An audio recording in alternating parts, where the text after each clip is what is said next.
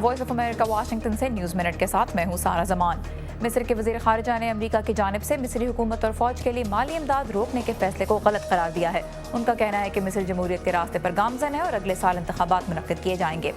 लिबिया के वज़ीर आज़म अली ज़ैदान को एक मकामी मिलिशिया ने आज कई घंटों तक हिरासत में रखने के बाद रिहा कर दिया।